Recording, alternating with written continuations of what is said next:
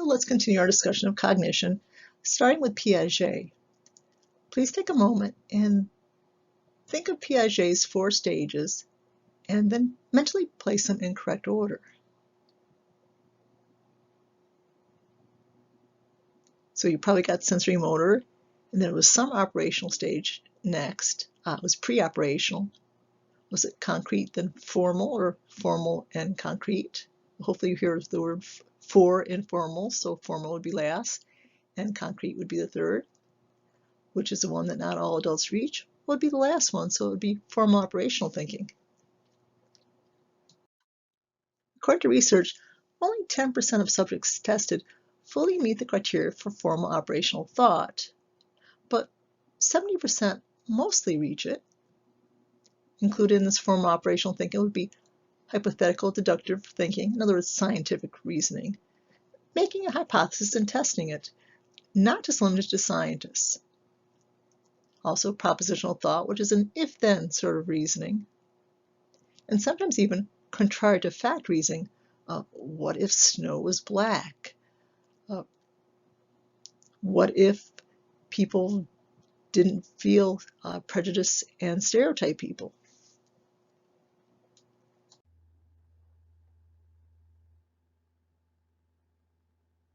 Let's now consider 2 other thought styles associated with the formal operational period. One is abstract thinking. In this form of thinking, the things you think about are real, but they're not physical. Democracy, guilt, the future. If you think about them, you're engaged in abstract thinking.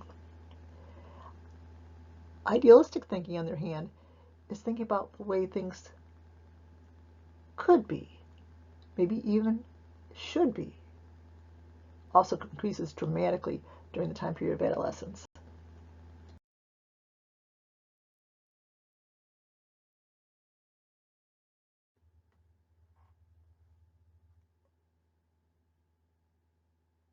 In Module 8A, we consider the adolescent brain, the idea that the limbic system is, the emotion system is fully functional, and yet the cerebral cortex, whose job is in part to moderate it, is far from up to the task.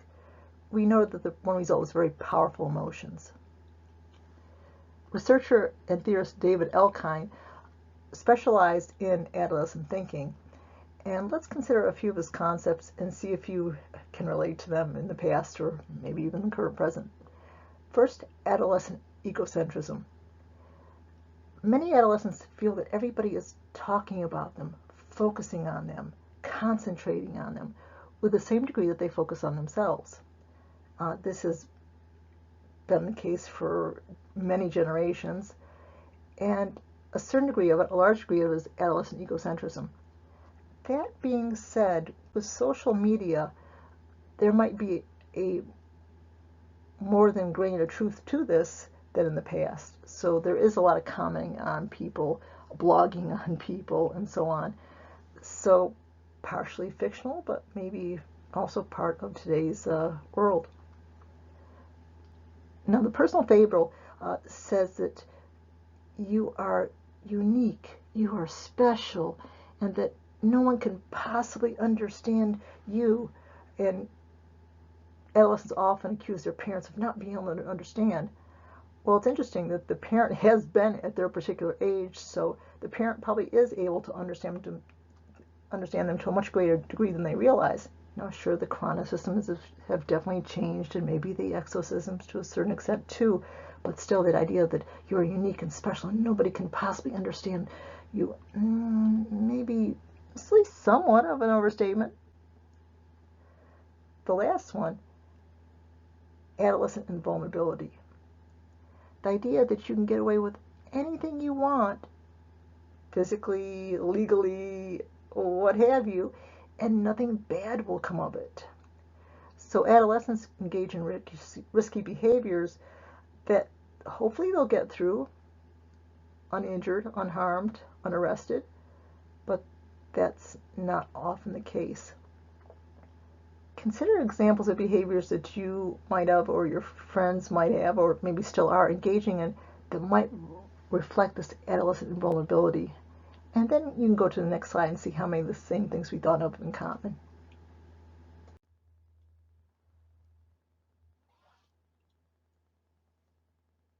If this was a live class instead of an online class, I'd love to hear what sort of things that you thought of, and conversely, how many things on the slide that you thought of.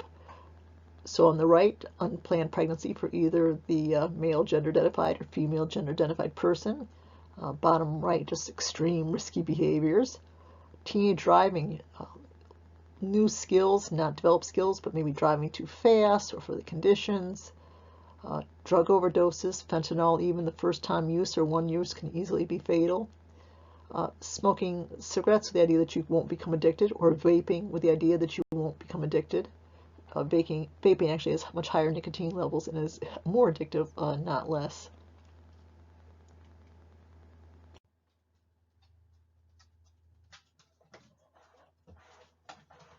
Let's consider school and the adolescent in terms of chronic absenteeism. 25% of American teens are chronically absent from school. That's actually a technical term used by the government. How chronic is chronic? The student misses 1 day out of every 10 or more. There are many risks associated with being chronically absent, failing a course or having to repeat a grade, dropping out or not just being able to meet the criteria to graduate. Juvenile delinquency, PINS is a court term for persons in need of supervision. Students just running around sometimes get into trouble. They're less likely to go to college, and that means a lower lifetime earning for that individual. What are some of the reasons why they're not attending to school regularly? It might be simple transportation issues. It could be a chronic illness. We know that asthma is the most common chronic illness. Mental health conditions such as anxiety or depression. Academic difficulty with or without learning disabilities. Lack of parental supervision, or maybe bullying so that they don't wish to attend school. So some of the reasons. Half of college students fail out. This includes both community colleges and four-year college and universities. Let's look at a few of the common reasons. One, it will relate to our social media. Not having enough time to study, but finding ample time to use social media might be a matter of changing priorities. Many students incorrectly assume that college is like high school. It is not. Many think that knowing the syllabus is optional and therefore don't know when things are due, absence policies or participation policies, or what to do when you miss a test. Knowing the syllabus, which is indeed different for every class, is essential. Many students think assignments are optional or wait to the end and beg to be allowed to do the assignments, and most teachers will not comply. Think attendance is optional. Some classes attendance is taken, others for points, others is not part of the grading system, but still not being present for a lecture has a dramatic impact, as I assume most of you know. Asking your teacher if you missed anything important, well, from a teacher's point of view, if you miss a class, what you missed was important. Very common one, which grows as the time the semester passes, expecting extra credit to be created that will save you. And this is almost never the case. So consider these when you're considering your college success. Let's review and then extend our study of morality. I'm sure if asked, you would easily come up with the name Lawrence Kohlberg. But don't forget Carol Gilligan, though.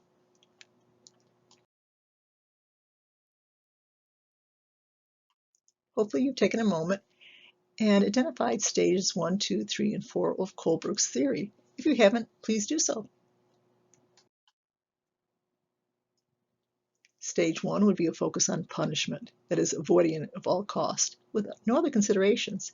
Stage 2, the focus, self-benefit. What do I get out of it? These are pre-moral stages, pre-conventional in Kohlberg's terms. Stages 3 or 4 are conventional in Kohlberg's term. 3 is the stage of good boy, nice girl. It has two aspects at least. One is one's feelings are very relevant and help us decide. The other one is that we want to be seen as a good person, as a nice person by others. That also helps us guide our decision making. Stage 4, the stage of law and duty. The person is very determined to meet their duties and obligations and to follow the letter of the law. That is the guide that they use for decision making. Stage 5, social contract, refers to a person whose focus is both on the person and the society as a whole. It's a balance, and decisions reflect that balance. Stage 6, a very rare stage, very few people get to it, of universal ethical principles. The person thinks on ethics quite a bit and designs their own principles, which they apply universally. Take a moment and decide what you think universally might mean in the situation. So universal. That would be across people and situations.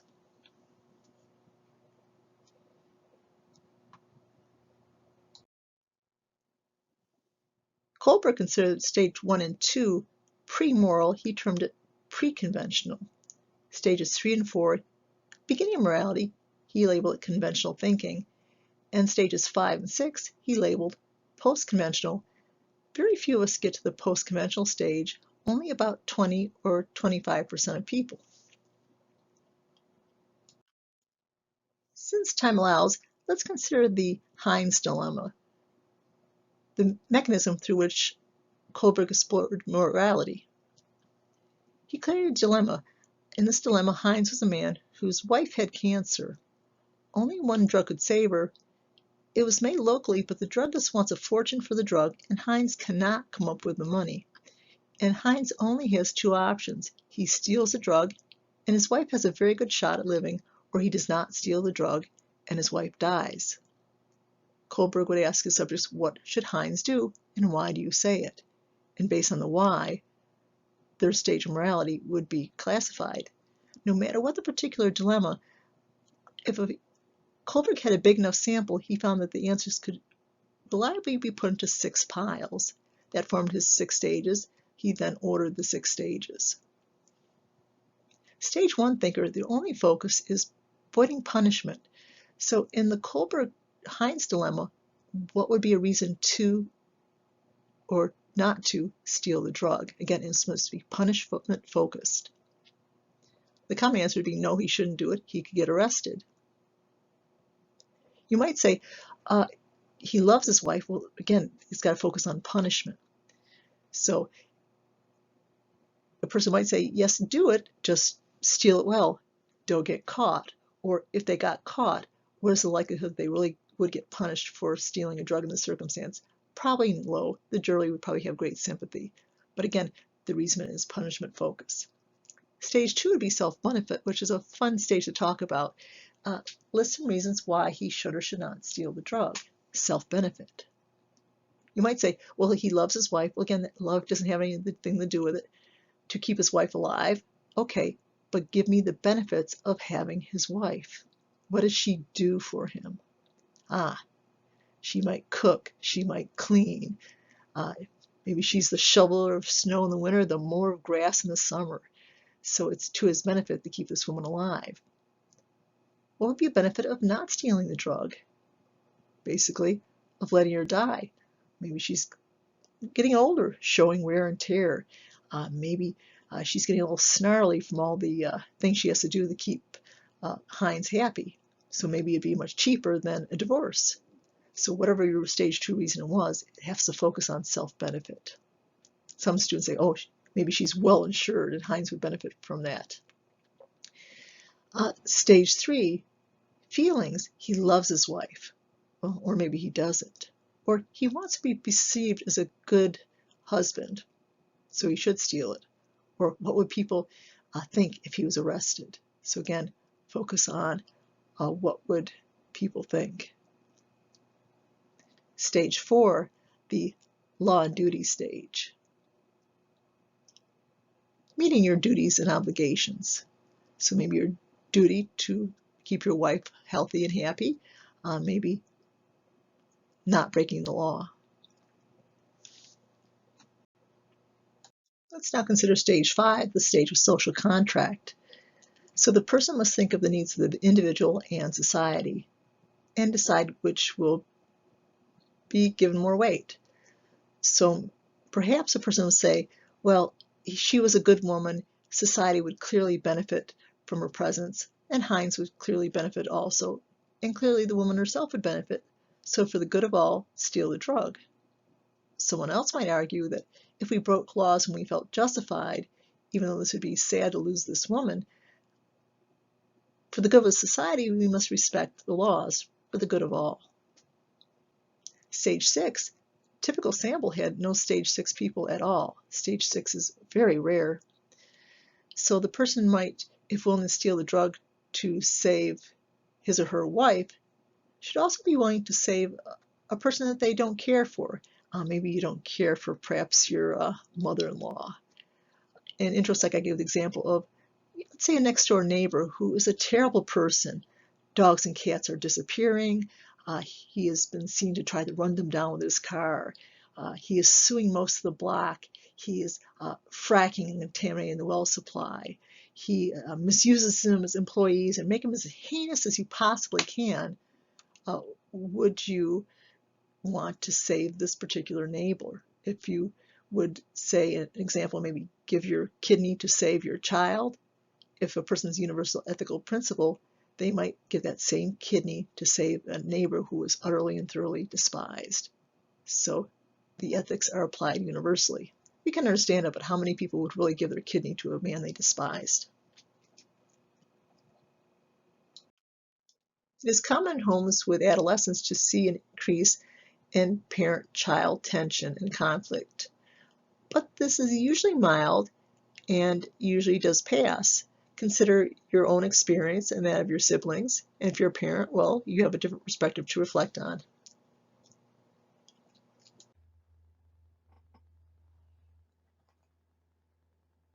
It may or may not surprise you that there's more conflict with parents with their male child than with their female child. Fairly consistent research. Both sex children, girls and boys, have more conflicts with their mother than with their father. That one probably was not a surprise. Let's consider an extension of Erickson's work by James Marcia. Marcia identifies 4 different identity statuses, as you can see. First one, diffusion. The individual has not yet begun to explore the identity dimension. This is often early in the process, but it can also continue. Let's next consider foreclosure. This person has accepted the identity they were given to them. Perhaps they accept the family religion without ever really considering it. Maybe they consider the family trade is their career and don't even consider that there might be a choice in it. Maybe they consider that having children will just happen and they really don't decide whether or not they can choose. It's just a given in their life. So many people do go directly into foreclosure status. Next, let's consider moratorium. This person is actively exploring. Do I want to go to college or not? Do I want my parents' family business or not, perhaps? So actively exploring their choices. Lastly, let's consider achievement. The person has gone through the active exploration, that is, they have gone through moratorium, and now they have committed. This does not mean that they can't change along the way, but they have a very distinct goal plan, if you will. Where are you in this?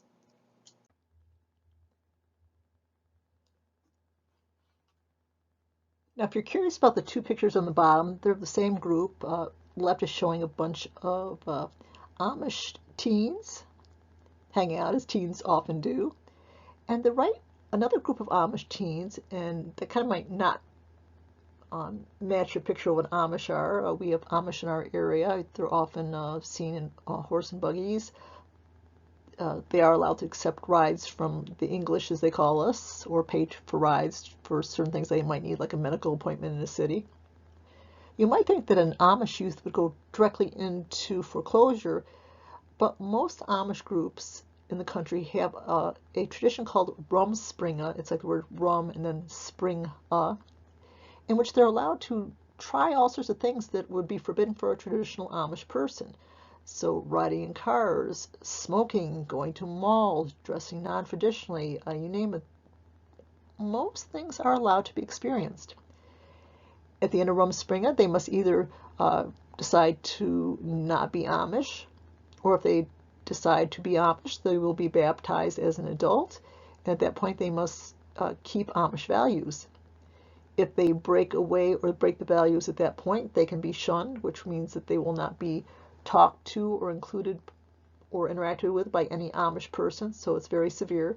So they don't have to accept the Amish lifestyle. Actually, many don't. Most do, though. But again, it's the choice of must be made, and once baptism is made, that's a vow that's tremendously serious and cannot be taken back or violated. So if you thought that they went into foreclosure, no, not at all.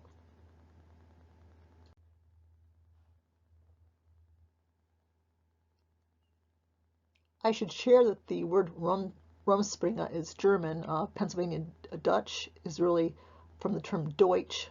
Deutsch is how Germans refer to themselves because they were German people, not Dutch people.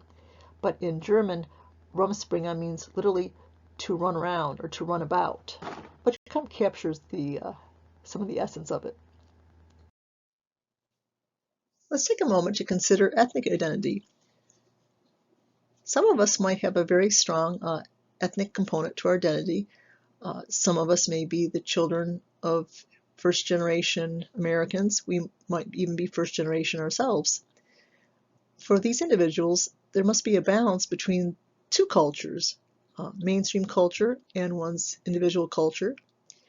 And many times, parents are a stronger aspect of one's ethnic culture. Let's consider friendship in adolescence. We'll find similarity will be increasing. There are gender differences. Females do tend to have fewer but closer friends, and talking is often the major activity. Males will have a wider peer group, circle of friends, and often shared physical activities are the binding activity.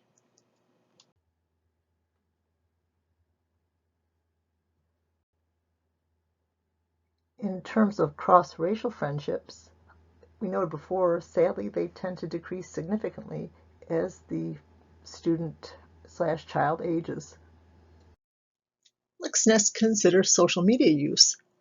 Higher levels have been correlated in many studies with higher levels of depression and anxiety. When polled, roughly half of people and even roughly half of adolescents and young adults agree that they spend too much time on it. Research indicates that older teens are spending about 7.5 to 10 hours a day on various digital social technologies. In comparison, less than 2 hours a day on studying. In the past, teachers would see students mostly studying before class or chatting. Now, very few students are seeing this chat or study. The bulk are checking in on their social media. Indeed, even in classes where attendance and participation are counted, it is not unusual to find a student who cannot go 50 minutes or an hour and 15 minutes without checking their social media. Let's consider cliques and crowds. A clique is a smaller group, 5 to 7 or maybe 4 to 7 individuals, very close. Members tend to be similar. These are more important to girls.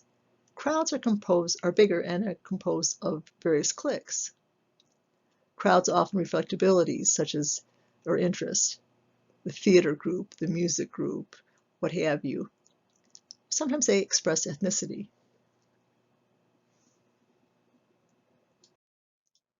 The goals of dating will change across adolescence. Early on, it's pure status, prestige. Later on, it's intimacy and social support.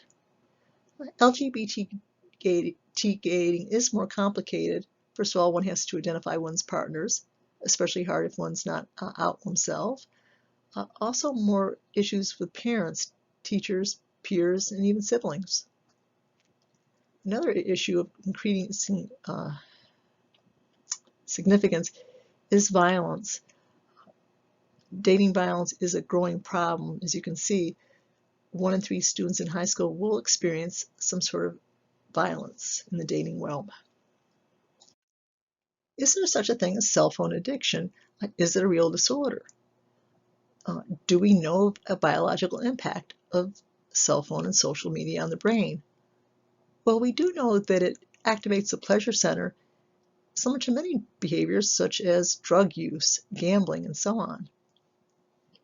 It is not recognized in the DSM as a disorder, though I strongly suspect in the next DSM it will be in there.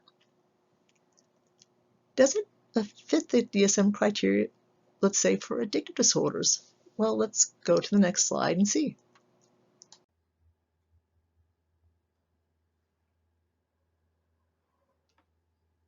When reviewing the slide, I noticed I didn't mention the neurotransmitter. It would be the one for pleasure. Do you have an idea? Is it dopamine, norepinephrine, serotonin? It would indeed be dopamine. If you're not getting the sleep that you should have, this slide lists steps that either parents or you can actually take. First, limit or ban electronics from the bedroom. Next, keep a regular schedule, even on weekends or breaks. Many people think that they can recap sleep deprivation from sleeping long over a weekend or over a break. Research indicates this is not at all the case. Keep a regular bedtime routine. And limit caffeine. Caffeine that you took at noon is still in your system by the time you're going to bed in small quantities. But if you're drinking at 5, 6, 7, 8 o'clock, it is pronounced in your bloodstream at that point to bed. Let's consider these criteria found in the DSM for substance use disorder. Do you remember what DSM stands for? Take a moment. See if you can remember. Hopefully you're thinking Diagnostic and Statistical Manual. These are 11 items out of the manual. Let's consider them and apply them to maybe cell phone use. First, does the person have a desire to cut back or stop using it? That would be criteria. Excessive time, including hours and hours a day. We saw 7 to 10 hours is typical. That could easily be considered excessive time. Does the person's life revolve around it? Does a person use it more than they plan to? Does it cause the person to withdraw from activities such as face-to-face interactions? Does it interrupt their roles such as being a successful student, a parent, employee? Does it impair safety such as walking without looking? If you ever walked or stumbled because of your cell phone, that would be a yes. Using it while driving, that would be an extremely strong yes. Continue use despite seeing that it's caused problems. A strong desire to use it when not using it. And the last one would be biological, so apparently would not apply. So perhaps for each of these, consider your life and your particular cell phone use. Does it suggest a problem? If so, perhaps you'd want to try cutting back a little bit, having certain times of days where you don't touch it, and just let your friends know that you won't be immediately responding to every single email. You can also ask people in an emergency to do 2 messages back to back. That way, if you get the ring or the vibrate twice back to back, you know you might need to use it. There are many easy ways to cut back use.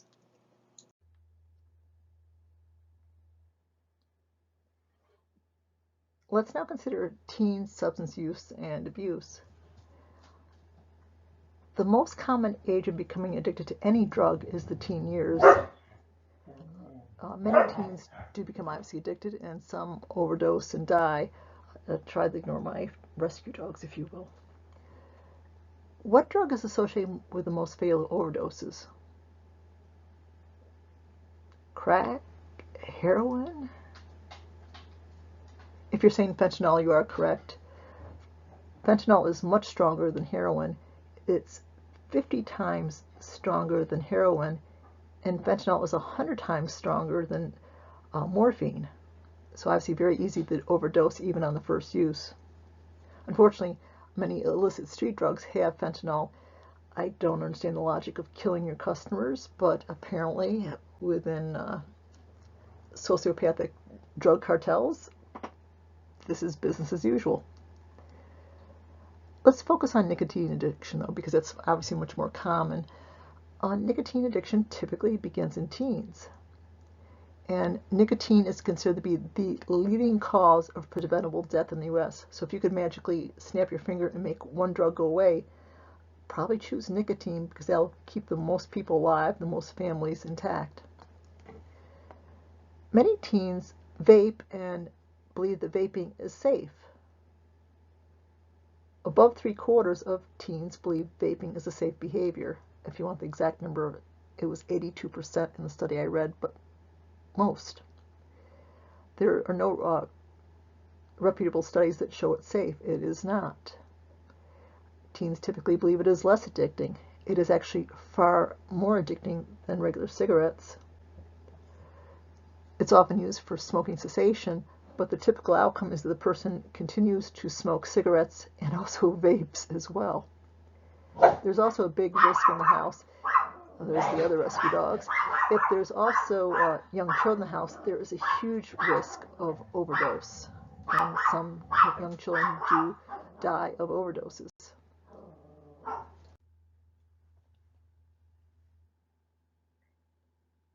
I wanted to add that it's very unlikely that a child would overdose on nicotine cigarettes. They're not tasty. I could probably be smoking them. But young children are overdosing at alarming rates with vaping products. So again, bear that in mind. Let's consider girls and eating disorders, specifically what factors increase risk. Entering puberty early is a decided risk for eating disorders. A home focusing on weight, especially if mom is very concerned with her weight.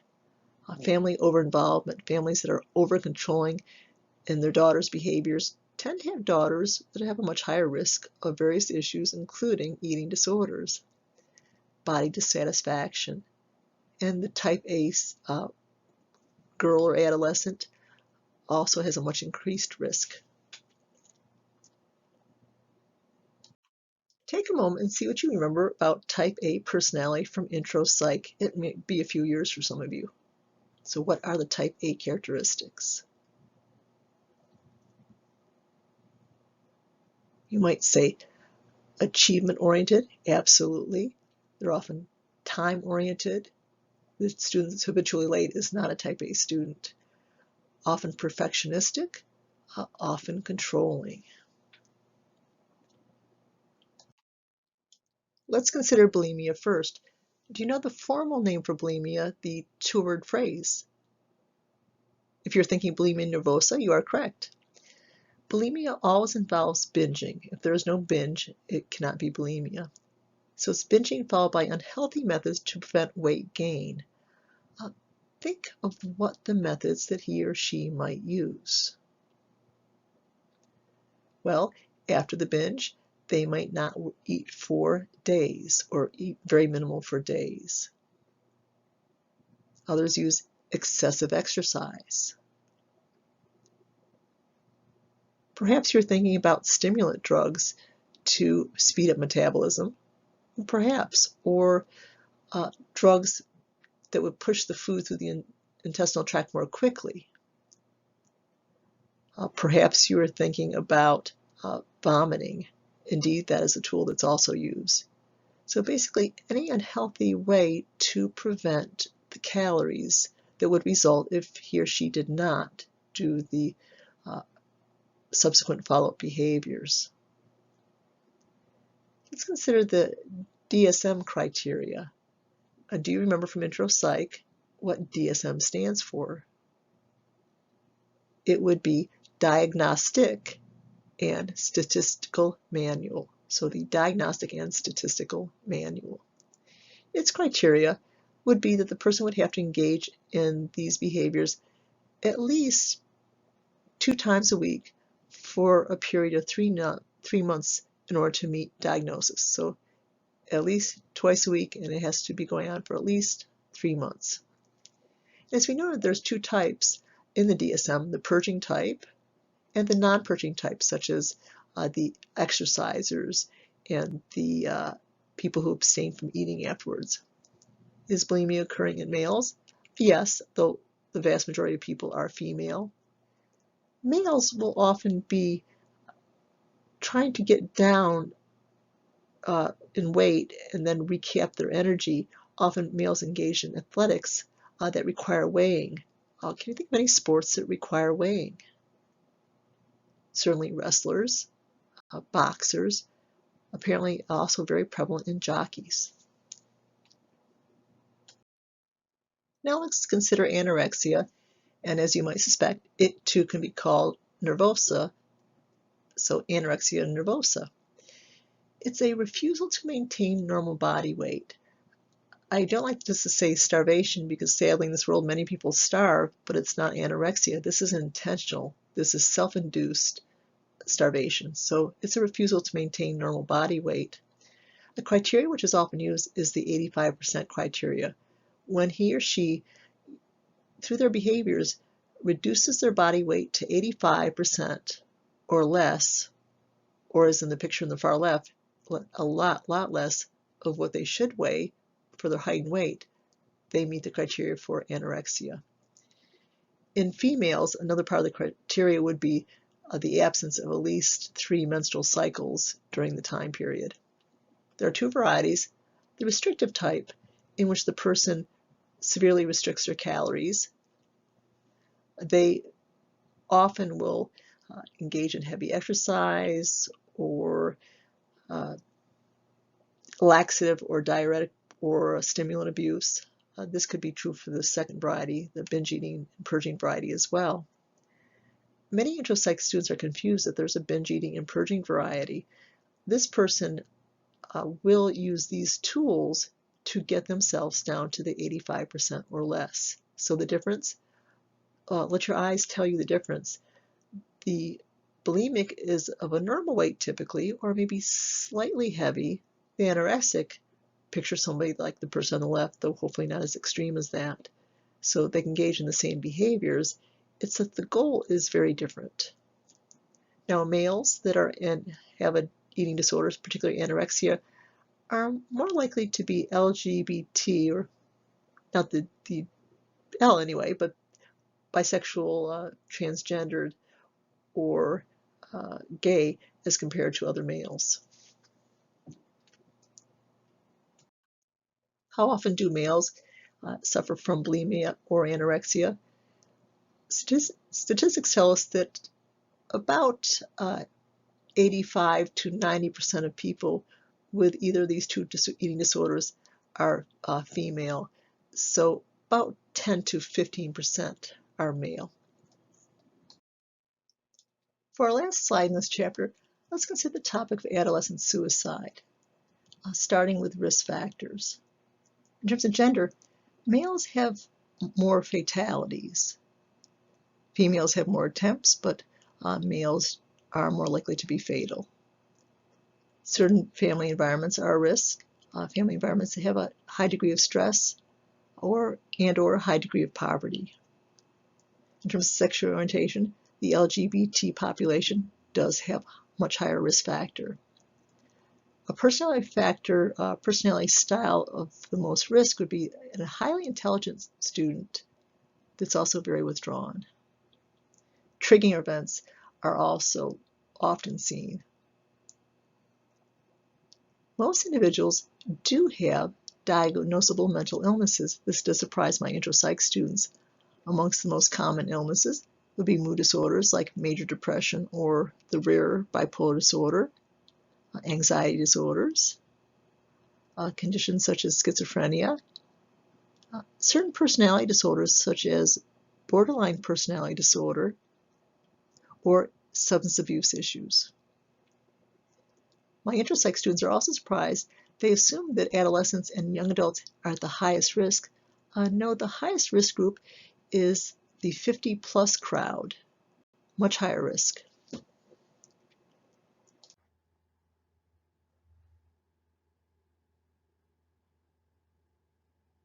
For the last bullet, if you are thinking about suicide, let's start that virtually everybody that's ever lived has thought about suicide, a passing thought that passes their mind and is quickly dismissed and they move on.